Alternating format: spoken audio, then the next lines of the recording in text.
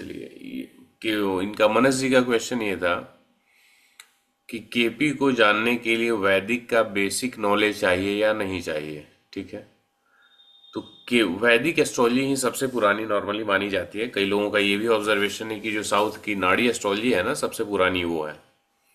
अभी हम उस पर नहीं जाते हैं, हमारा वो मैटर नहीं है। मैटर ये है कि जैसे आपको केपी सीखना है तो जो वैदिक के ही ये पार्ट हैं, ग्रह भाव राशि नक्षत्र, उन जो 249 उप नक्षत्र होते हैं ना, वो केपी का पार्ट है। सब लॉर्ड्स जिसको हम बोलते हैं। बाकी सारे तो वैदिक का ही है। वैदिक का ही एक तरह से कहें तो केपी कृष्णमूर्ति जी ने एक नया रूप बनाया, जिसको आप कम समय में थोड़े से ज़्यादा कॉन्फिडेंस के साथ प्रिडिक्शन कर सकते हैं। मतलब जो चीज़ वैदिक कुंडली जैसे लग्न कुंडली या जो भी डिविजनल चार्ट्स अलग ऐसे ऐसे होते हैं, उनका अध्ययन करके जो शायद आप 15 मिनट 20 मिनट या 1 घंटे में जो एक कंक्लूजन निकालें, वो इससे और कम समय में निकाल सकते हैं। तो ये चीज़ है। बाकी आपको वैदिक का नॉलेज है, बढ़िया है। और जो बेसिक की बात की, तो ये वो चीज़ें तो सब इस कोर्स में आपको होंगी। बेसिक टू एडवांस ये कोर्स है ना, मतलब कंप्लीट ही आपको मिलेगा। इसमें ऐसा नहीं है कि ये पोर्शन आप इसमें नहीं, एडवांस में पढ़ेंगे तो अलग से नहीं। जैसे आप मेरा वीडियो देखते होंगे जिसमें मैं कुंडली का बारे में डालता हूँ, कैसे क्या क्वेश्चन का आंसर निकालना है, वो सब आप इसमें सीखेंगे। बीटीआर सीखेंगे, रूलिंग प्लैनेट्स जो है वो सीखेंगे। मतलब कंप्लीट ही जो मैंने आपको सिलेबस भेजा है, रेमेडीज से लेके सब कुछ। अब जो हमारी एक चर्चा चल रही थी रेमेडीज का, वो भी मैं यहाँ आपको क्लियर कर दूं। जैसे हमारे पास जो लोग कुंडली दिखाने आते हैं, एक तो चीज ये मान के चलिए कि 10 में 9 लोग प्रॉब्लम्स होने पे ही कुंडली दिखाने आते हैं, किसी के, चाहे वो मेरे पास आते हो या दूसरे के पास जाते हो। एक ही आदमी है, वो है, मतलब हो सकता है 10 में 1 की पॉसिबिलिटी, जो मतलब एक प्लानिंग के तौर पे कुंडली दिखा रहा है कि मतलब ये मैंने एक प्लान किया, ये मुझे काम करना है, अच्छा रहेगा या नहीं रहेगा, इस प्रकार से। या फिर अगली ये दशा चेंज हो रही है, इस प्रकार से। जो भी मतलब उसको प्रॉब्लम कुछ नहीं है, लेकिन उसके दिमाग में आया कि चलो दिखा लेते हैं कि क्या कुछ सावधानी यदि रखनी है तो हम कर लेंगे, इस प्रकार से। मेरा ऑब्जर्वेशन ये है कि 10 में 8 लोगों को नॉर्मली रेमेडीज की जरूरत नहीं होती है। ठीक है, अब उसमें भी किस प्रकार के घटनाक्रम में रेमेडीज की जरूरत पड़ती है और किस में नहीं पड़ती है, ये समझ लेते हैं। घटनाक्रम यानी जब भावों को आप पढ़ेंगे तो आपको पता चलेगा कि हर एक भाव में लगभग 2 प्रकार के घटनाक्रम होते हैं। एक होता है होने वाला, दूसरा होता है करने वाला। ठीक है, करने वाले जो घटनाक्रम होते हैं ना, उसमें कुछ हद तक आपके पास एक फ्री विल है, एक प्लानिंग है, जिसको आप कर सकते हैं, उसके रिजल्ट को अपने मेहनत के हिसाब से कम या ज्यादा कर सकते हैं। लेकिन होने वाला में ना अपने हाथ में लगभग कुछ भी नहीं है। कैसे? जैसे है 7th हाउस, बिजनेस का। बिजनेस करना है, एक आप ठेला लगाते हैं, कोई स्टार्टअप खोलते हैं, कोई फैक्ट्री खोलते हैं, बड़ी बड़ी चीजें जो आगे बढ़ती जाती हैं। मतलब वो आपके मेहनत, आपके स्किल, इन चीजों पे। इसमें आप ये नहीं कह सकते कि ऐसे किस्मत में होगा तो होगा। बात समझ रहे हैं?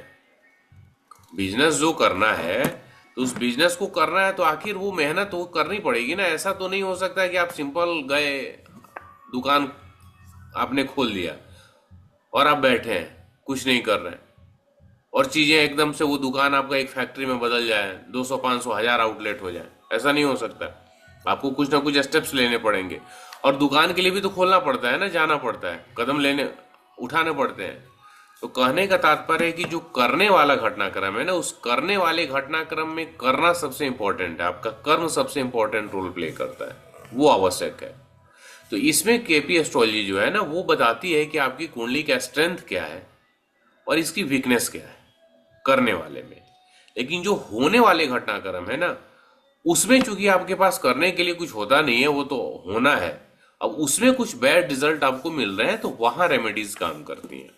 जैसे मैरिड लाइफ है, अब इस मैरिड लाइफ में आपको प्रॉब्लम्स आ रहे हैं। ठीक है, तब मैरिड लाइफ में प्रॉब्लम्स आ रहे हैं तो यहाँ पे उपाय होते हैं। कुछ चीजें ऐसी भी होती हैं, ये दिखा भी है कि वास्तव में कुछ ना कुछ करना पड़ता है। अब जैसे एक चीज आगे आप सीखेंगे, पता चलेगा, लड़के के जेंट्स की कुंडली में 4th हाउस में मंगल हो और लेडीज के 8th हाउस में मंगल हो, तो मैरिड लाइफ बड़ा प्रॉब्लमेटिक हो जाती है। समझ रहे हैं? मतलब हस्बैंड वाइफ दोनों के चार्ट में, जिसमें जेंट्स में 4th में हो जाए और लेडीज में 8th में हो जाए मंगल, तो ये मैरिड लाइफ में प्रॉब्लम देगा ही देगा। अब ऐसे लोग आपके पास आए तो क्या करेंगे, नेगेटिव क्योंकि में। होने वाला घटनाक्रम है। तो इस स्थिति में आपको उपाय बताने पड़ेंगे, और आदमी यदि करे उपाय मन से तो रिजल्ट दिखता भी है। ठीक है, उपाय और कुछ नहीं है। कई बार कई लोगों को ऐसा मन में होता है कि उपाय कुछ नहीं है, या ऐसे उपाय जस्ट लाइक मेडिसिन। जैसे आप डॉक्टर के पास जाते हैं, कोई प्रॉब्लम है, एक डॉक्टर के पास 100 आदमी आया हुआ है, 40 50 80 60 ठीक भी हो जाते हैं। कुछ लोग नहीं ठीक होते हैं, दूसरे डॉक्टर के पास जाते हैं, कुछ लोग इलाज के दौरान उनकी मृत्यु भी हो जाती है। सेम चीज यहाँ भी है। आप कितनी भी पढ़ लें, आप ये सोचें कि 100% जितने लोग आपके पास आए सबको आप सही कर दें, ऐसा संभव नहीं है। कुछ सही भी हो सकते हैं, कुछ नहीं भी होंगे, कुछ का प्रॉब्लम लाइफ लॉन्ग चलेगा। तो कुछ चीजें प्रारब्ध भी होती हैं। ठीक है, मतलब वो लेके ही आया, उसके पूर्वजों के डीएनए से ही ट्रांसफर हुआ है, वो सारे मैटर भी, उसको भी आप आगे आप सीखेंगे कि वो क्या है, कैसे उसको समझा जाता है। तो कहने का तात्पर्य यह है कि होने वाले जो घटनाक्रम होते हैं उसमें रेमेडीज का रोल होता है। करने वाले घटनाक्रम में मेरा मानना है कि आप करने पे, अपने कर्म जो है, आपकी एक्शन है, उसके प्लानिंग पे फोकस करें। एक्शन की प्लानिंग पर, कैसे करना है, यही रेमेडीज है। इसको यदि आप नहीं समझ पाते हैं, नहीं पकड़ पाते हैं, तो फिर आपको प्रॉब्लम होगा। अभी एक चार्ट है, आपको एस्ट्रोलॉजिकल फैक्टर पे नहीं जाना है कि ये हाउस कहाँ से आया, किस प्रकार से आया। मैं जो बता रहा हूं बस उसी को सुनिए, इसमें से क्या निकलना है। जैसे ये व्यक्ति दुबई में भी जॉब करते हैं, मैन्युफैक्चरिंग का एक प्लांट है, उसी के ये हेड हैं। यानी इसको आप ऐसे कह लीजिए कि मालिक ने पैसा लगाया हुआ है, पूरा बिजनेस यही संभाल रहे हैं। मैन्युफैक्चरिंग में जितनी भी मतलब नई नई टेक्नोलॉजी से लेके सारी चीजें, वो सब ये जानते हैं, हमेशा अपडेट रहते हैं, कोर्सेज वगैरह करते हैं, सीखते रहते हैं, मतलब अपने नॉलेज को ये बढ़ाते रहते हैं। और वो नॉलेज और स्किल की बदौलत ही इनको वो जगह मिली हुई है। ठीक है, यानी ये जॉब करते हैं। इनके कंसल्टेशन का प्रोसेस ये, मतलब मकसद ये था, इनके मैरिड लाइफ में प्रॉब्लम चल रही है पहला, और दूसरा कि इनका कैरियर, मतलब 18 19 साल से नौकरी कर रहे हैं और उस जगह पे ये 9 साल से, मतलब दुबई में 9 साल से हैं, लेकिन जो अचीवमेंट इनको होनी चाहिए, जो ग्रोथ इनको मिलना चाहिए, वो नहीं मिला। 9 साल में दुबई में जब से गए हैं, तो इनके साथ में जो लोग थे वो इनसे काफी आगे चले गए हैं और ये वहीं पे हैं। तो वो भी एक पैटर्न होता है ना, मतलब मेरी नॉलेज ज्यादा है, सब कुछ होने के बाद भी मैं आगे नहीं बढ़ पाया, ये कैसे आगे बढ़ गए। क्लियर। तो अब इसी को लेके इनका था कि कोई उपाय है तो बताइए। मतलब सिंपल यही था कि मतलब ये प्रॉब्लम चल रहे हैं मेरी लाइफ में और इसका आप उपाय बताइए। अभी हम मैरिड लाइफ वाला सेक्शन को छोड़ देते हैं, वो बाद में जब मैरिज हम पढ़ेंगे वहां डिस्कस करेंगे। अभी इनके प्रोफेशन वाले फैक्टर पे आते हैं। फिर से मैं इनके क्वेश्चन को रिपीट कर रहा हूँ। प्रोफेशन में इनका क्या है कि ये पिछले 9 साल से दुबई में है, ये मैन्युफैक्चरिंग प्लांट में है, उसके ऑनर हैं। ऑनर नहीं है, मतलब उसके हेड है, ऑनर दूसरा है, यानी ये जॉब करते हैं। और मैन्युफैक्चरिंग से रिलेटेड जो भी लेटेस्ट नॉलेज है वो इनके पास मौजूद है, इसी के कारण वो उस काम को चला रहे हैं। लेकिन सर्विस में, जॉब में जो ग्रोथ मिलनी चाहिए वो इनको नहीं मिल रही है। तो इनको उपाय जानना है कि आप कुछ ऐसा उपाय बताएं जिससे इनके प्रोफेशनल लाइफ में, जॉब में ग्रोथ मिले। यहां तक क्लियर है? ठीक। अब देखिए, जब भी किसी के जॉब से रिलेटेड क्वेश्चन हो ना, तो हमें कुंडली के छठे भाव को यस देखना सर। होता है। छठे भाव को जब हम देखते हैं तो नौकरी के लिए 2 6 10 और 11 ये अच्छे भाव माने जाते हैं नौकरी के लिए। 5 8 9 ये नौकरी के लिए खराब भाव माने जाते हैं। तो जब आप इनकी कुंडली के 6 कस्पल सबलॉर्ड को देखेंगे, जो कि है चंद्रमा, तो चंद्रमा रिजल्ट दे रहा है 9 12 का। इसका स्टार लॉर्ड है सैटर्न, जो रिजल्ट दे रहा है 3 4 10 का। सब लॉर्ड जो है वो है मर्क्यूरी 8 9 11 का।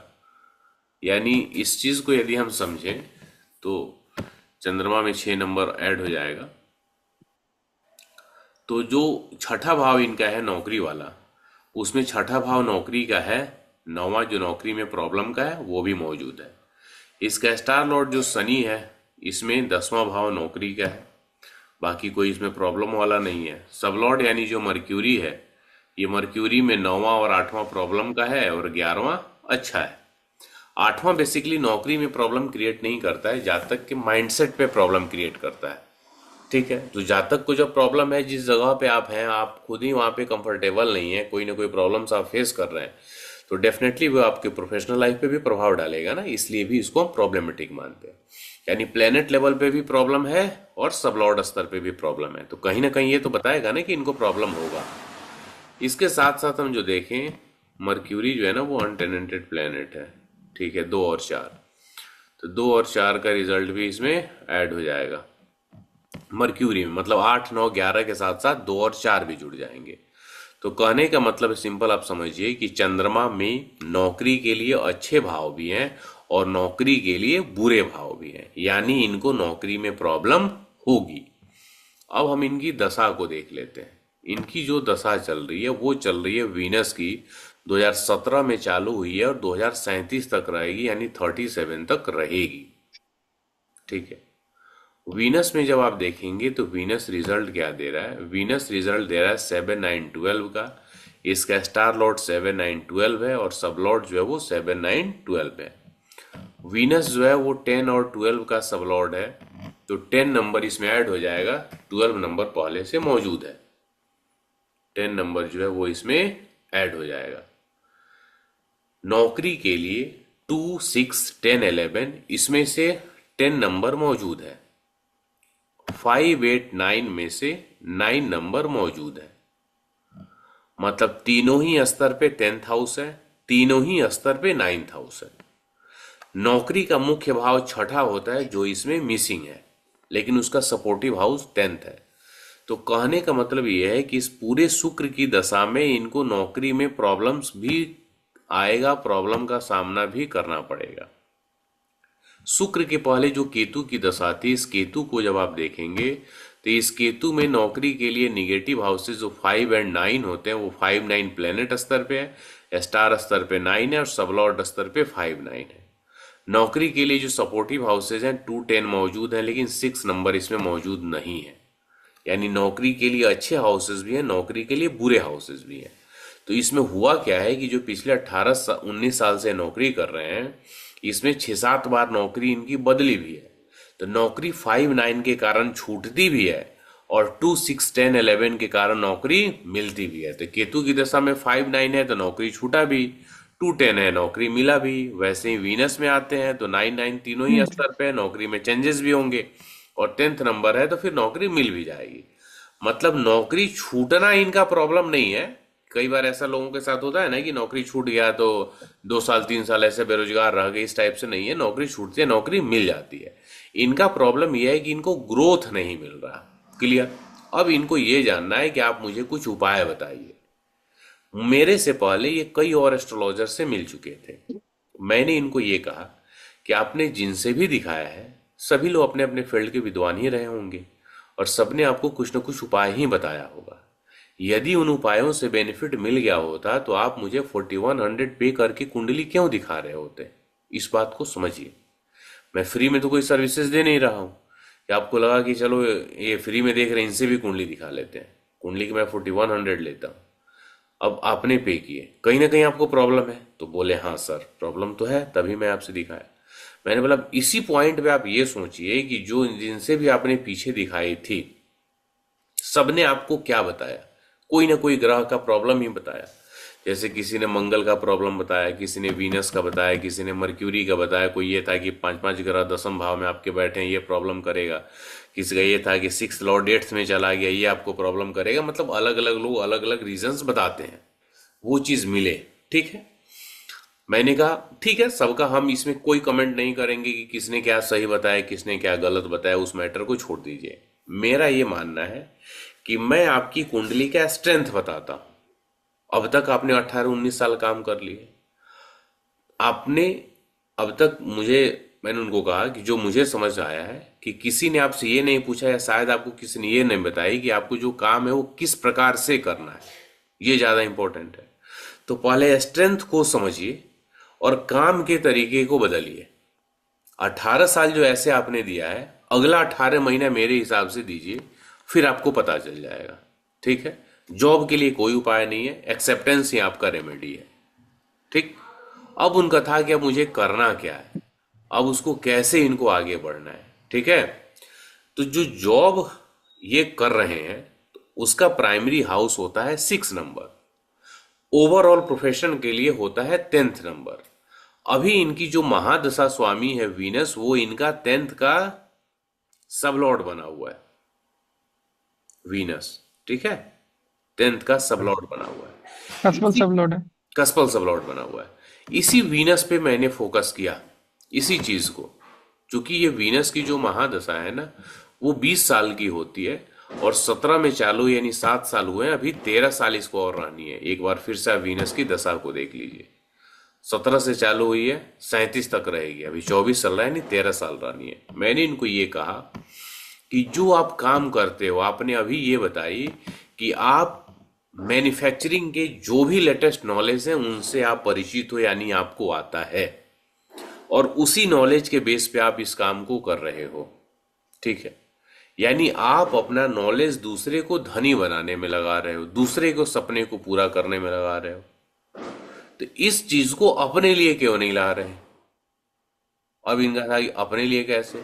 अब जैसे ही मैंने कहा ना कि अपने लिए क्यों नहीं ला रहे हो, तो इनका ये था कि सर काम से तो मैं संतुष्ट हूं, मतलब जो नौकरी मुझे चाहिए करना था वो मुझे मिल गया। मैंने बोला बस यही बात है, बात यहाँ मुद्दा है कंफर्ट जोन का।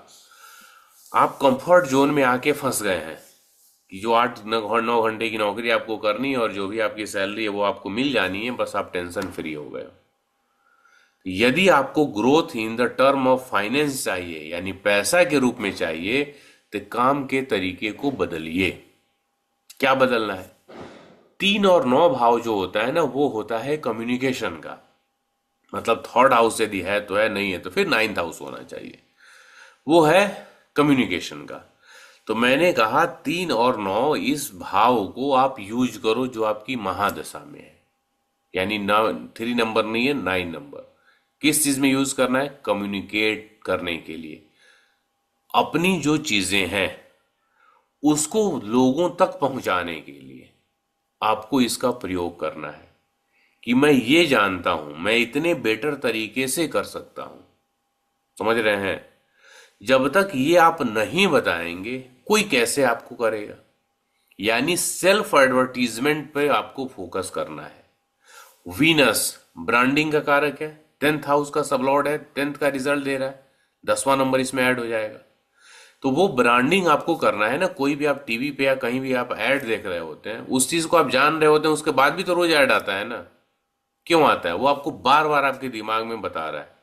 तो ये चीज मैंने एक बोला इनको कि आपको सेल्फ ब्रांडिंग पर फोकस करना पड़ेगा। जब तक आप सेल्फ ब्रांडिंग नहीं करेंगे, आपको फायदा नहीं होगा। दूसरी चीज, 6 नंबर नहीं है, 7 नंबर है। 7 नंबर जो होता है ना, वो 6 के लिए सपोर्टिव होता है, लेकिन 7 का अपना भी रूल, अपना भी इंपॉर्टेंस होता है ना, उसका इफेक्ट। 7 क्या है? बिजनेस का है। मैंने कहा जो नॉलेज आपको है ना, बेचो। जैसे बिजनेस में हम प्रोडक्ट बेचते हैं ना, सामान आप बेच रहे हैं, नॉर्मली हम यही समझ रहे होते हैं कि जो भी कोई कपड़ा बेच रहा है, कोई मोबाइल बेच रहा है, कोई साइकिल बेच रहा है, कोई बाइक बेच रहा है, समझ रहे हैं। मैंने बोला आपकी जो नॉलेज है ना, उसको बेचो। किस फॉर्म में? आप अपने सर्विस चार्ज के फॉर्म में बेचना है। जैसे अभी आपको एक फैक्ट्री आपने पकड़ ली और वहां पे आपको महीने का मिल रहा है, आप 8 घंटे 10 घंटे काम करोगे और इतना पैसा मिलेगा। मेरा मानना है कि उस नॉलेज को, जो आपको 18 20 साल का जो एक्सपीरियंस हुआ है, उस अपने एक्सपीरियंस और नॉलेज को कंबाइन करके बेचो कि मैं इसके द्वारा आपकी इस मैन्युफैक्चरिंग इंडस्ट्री में अपनी सेवाएं दूंगा और मुझे इतना परसेंट चाहिए, मुझे ये कमीशन चाहिए। अब जैसे मैं इनको ये चीज बताया, अब ये इनको पसंद आया कि ये सर आपकी सही है, और कम्युनिकेशन भी मेरा अच्छा है, मैं लोगों से बातचीत कर लेता हूं, मुझे उसमें कोई समस्या नहीं है। मेरा काम ही वही है, क्योंकि मैं अपने मालिक के बेस पे मैं काम संभाल रहा हूं, तो इसमें मुझे कोई दिक्कत नहीं है, और मैं, ये टैलेंट मुझ में है। तो मैंने कहा जब आप में टैलेंट है, जब आप में नॉलेज है, तो काम आप ही को ना करना पड़ेगा। सही डायरेक्शन मैंने आपको दिखाई कि वो चीज आप लेके आगे बढ़ो। थर्ड कस्पल सबलॉर्ड जो है ना, वो कम्युनिकेशन का होता है। थर्ड कस्पल सबलॉर्ड इनका राहु है, और इनका फर्स्ट कस्पल सबलॉर्ड भी राहु है। तो राहु में देखिए कम्युनिकेशन का 3 9 3, और यहाँ पे 9 दिख रहा है, 9 थर्ड नंबर कम्युनिकेशन का, और 9 भी है राहु में। देखिए राहु आ रहा है, राहु में 3 9, राहु का स्टार वीनस है, इसमें 9, सबलॉर्ड भी वीनस है, इसमें 9। यानी पहला कस्पल सबलॉर्ड में यदि तीसरा भाव है तो ऐसा जातक पराक्रमी होता है और कम्युनिकेटिव भी होता है। थर्ड कस्पल सब लॉर्ड में आ गया तो निश्चित तौर पे पराक्रमी होगा। और जब राहु और वीनस है ना, तो ऐसे लोग जो है ना एक तरह से मायावी होते हैं। अपनी बातों को किसी भी प्रकार से सामने वाले से मनवाना, अट्रैक्टिव ढंग से रखना, समझ रहे हैं ना, वो चीज वो कला इनमें होती है। तो जो आप में मौजूद है उसको आपको बाहर देना है, दुनिया को दिखाना है कि क्या अलग है। जब तक वो आप नहीं बताओगे मुश्किल होगा। मैं इसमें कुछ भी रेमेडीज की मैंने चर्चा की, किसी भी ग्रह को मैंने अच्छा और खराब बताया? बोलिए नितेश जी। नहीं सर। नहीं कुछ भी सर। इसमें नहीं है। इसमें आप प्रॉब्लम निकालने पे आएंगे ना, तो इसमें हजार के बाजार प्रॉब्लम आपको दिखेंगे। ये खराब हो, ये ग्रह खराब, वो ग्रह खराब, उस पे मत जाइए। प्रोफेशन के लिए 5 9 खराब होते हैं। इनका शायद ही कोई प्लेनेट है जो 5 9 से बचा हो। देख लीजिए यहां से यहां तक में, किसी में 5 9 होगा तो 9 होगा, 9 नहीं होगा तो 5 होगा। देखिए एक बार फिर से ध्यान से, केतु में देखिए 5 9 है, वीनस में देखिए 9 नंबर है, सन में देखिए 9 है, यहाँ 5 9 है, मून में देखिए 9 नंबर है, यहाँ 9 है, मार्स में देखिए 5 9 है, 5 9 है, राहु में देखिए 9 है यहाँ तीनों लेवल पे, जुपिटर में देखिए 5 9, सैटर्न में देखिए 9 नंबर, मर्क्यूरी में देखिए 9 9 है। सब में प्रॉब्लम है। तो जब नौ ग्रह में प्रॉब्लमेटिक हाउसेज हैं तो इन्हीं की दशा अंतर्दशा चलेगी ना, तो ये तो खत्म ही नहीं होना। और पिछले 18 साल से झेल भी रहे हैं ना, कि मतलब जो नॉलेज है वो होते हुए भी आगे नहीं बढ़ पाए। तो इसलिए इन ग्रहों के अभी इस रेमेडीज में, ट्रेडिशनल रेमेडीज में मत आइए। इस फैक्टर को लेके जो वो दे रहे हैं ना उसी पे चले जाइए। मतलब उन हाउसेस को अपने हिसाब से आगे यूज कीजिए। पहला स्टेप ये होगा। जब इसके बाद आगे बढ़ेंगे तो दो प्रॉब्लम और आप देख सकते हैं जो मैंने कुंडली के हिसाब से समझी है। जैसे केतु 4th हाउस में, राहु 10th हाउस में, प्रोफेशन के लिए प्रॉब्लमेटिक होते हैं। साथ ही साथ 9th हाउस में मार्स, राहु या वीनस जब होता है, ये भी प्रॉब्लम क्रिएट करता है। क्या रेमेडीज होगी आगे हम पढ़ेंगे। मतलब लग्न कुंडली में दो रूल आपको ध्यान रख लीजिए। राहु और केतु का 4 10 में होना, और 9th हाउस में मार्स, वीनस या राहु, सॉरी मार्स नहीं, मर्क्यूरी, वीनस या राहु, इसका होना, ये प्रोफेशनल लाइफ में प्रॉब्लम क्रिएट करता है। अभी यदि आपके दिमाग में ये आए कि क्यों नहीं मैं इसका उपाय बता दूं, मैं इसका उपाय बता दूंगा, तो इससे इनकी ये प्रॉब्लम सॉल्व नहीं होगी। इनकी स्थिति हो गई है अंगद की तरह, और सॉरी अंगद बोल रहा हूं, हनुमान जी की तरह, जो रामायण में अपनी शक्ति नहीं पता सबने याद दिलाया कि अरे आप में ये शक्ति, आप कर सकते हैं। तो जब याद दिलाया तो उन्होंने उस चीज को कर दिया। समझ रहे हैं? तो इस आदमी को पता ही नहीं कि मतलब इसको क्या करना है। इनके मन में एक डर था, एक टेंशन थी कि क्या मैं कुछ नया यदि करता हूं, नया स्टेप लेता हूं, तो ऐसा तो नहीं प्रॉब्लम हो।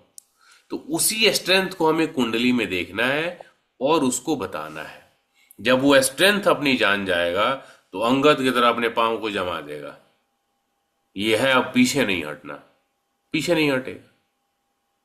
क्लियर हुआ? जितना समय ऑलमोस्ट आपको बताने में लगा, मुझे लग रहा है यस सर। इससे ज्यादा या इतना ही मैंने उनसे बातचीत में यही बात उनको समझाई।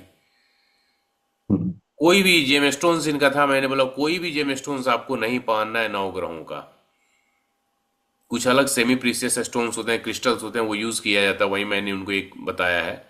आगे जब आप जेम स्टोन वाले सेक्शन में आएंगे तो आपको भी सब पता चल जाएगा। लेकिन मैंने 9 ग्रहों के जो स्टोन है, मैंने बोला इसमें आपको कुछ भी नहीं पहनना है। अब इनको इनका ये था कि मैंने सर जुपिटर का स्टोन पहना हुआ है, पुखराज, पिछले 8 9 साल से। मैंने बोला उसको निकाल दीजिए, वो health related problem, digestion related issues देगा और प्रोफेशन में बार बार प्रॉब्लम क्रिएट करेगा। कोई भी स्टोन आपको नहीं पहनना है। मैंने वो तुरंत उनको वो स्टोन निकलवा दी। क्योंकि हर एक, कोई एस्ट्रोलॉजर, किसी ने जुपिटर बताया था, किसी ने राहु बताया था, किसी ने शनि, मतलब जितने के पास जाएंगे सबके अलग अलग इन्फॉर्मेशन होंगे नॉलेज के बेस पे। हम यहाँ ये नहीं कर रहे हैं किसने सही बताया क्या गलत बताया, वो छोड़िए। मेरा मानना है कि जब तक आप स्ट्रेंथ पर फोकस नहीं करेंगे, बाकी रेमेडीज से आपको वो रिजल्ट नहीं मिल पाएगी जो मिलना है। बोलिए नितेश जी, क्या क्वेश्चन है आपका?